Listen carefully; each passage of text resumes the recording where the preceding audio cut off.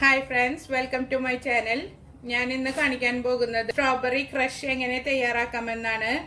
നമുക്ക് സീസണിൽ സ്ട്രോബെറി വില കുറവിൽ കിട്ടിക്കഴിഞ്ഞാൽ ഇങ്ങനെ തയ്യാറാക്കി വെച്ചാൽ കുറച്ച് ദിവസം കേടുവരാതിരിക്കും. അപ്പം നമുക്ക് കേക്ക്, പുഡിങ്, ജ്യൂസ് ഇതിനെല്ലാം ഉപയോഗിക്കാവുന്നതാണ്.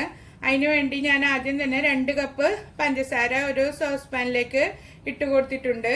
അതിലേക്ക് 2 കപ്പ് വെള്ളവും ഒഴിച്ച് നമുക്കത്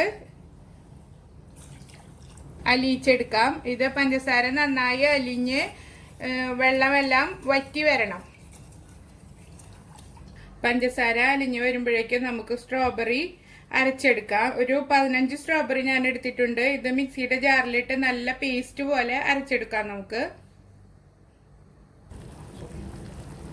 ഇപ്പോൾ പഞ്ചസാര നന്നായി അലിഞ്ഞു വന്നിട്ടുണ്ട്. അതിലേക്ക് നമുക്ക് 1 ടേബിൾ സ്പൂൺ ലെമൺ ജ്യൂസ് ഒഴിച്ചു കൊടുക്കാം.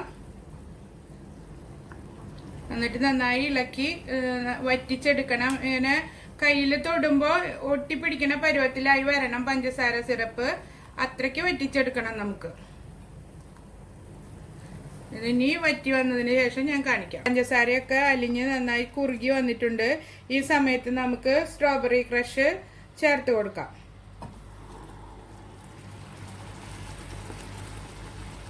മിക്സിയിലിട്ട് ഒരു 1/4 കപ്പ് വെള്ളവും ചേർത്ത് അരച്ചെടുത്തതാണ് ഞാനിത്. അത് ചേർത്ത് നന്നായി ഇളക്കി തിളപ്പിച്ചെടുക്കാം.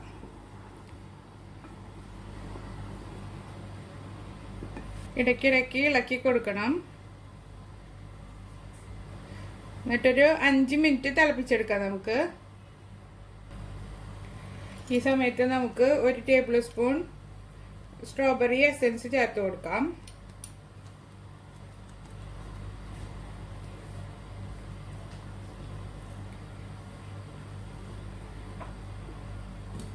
എന്നിട്ട് ഒരു 3-4 മിനിറ്റ് കൂടെ തിളപ്പിച്ചെടുക്കാം.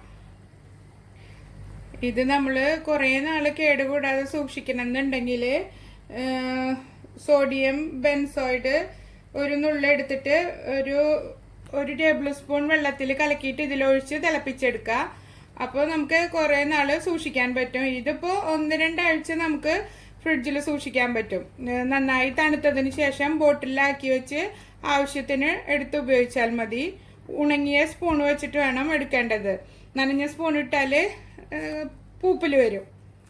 ഇത് റെഡിയായി വന്നിട്ടുണ്ട്. ഇനി നമുക്ക് തീ ഓഫ് ചെയ്ത് കൊടുക്കാം. എന്നിട്ട് നന്നായി തണുത്തതിന് ശേഷം കുപ്പിയിലാക്കി നമുക്ക് ഫ്രിഡ്ജിൽ സൂക്ഷിക്കാം.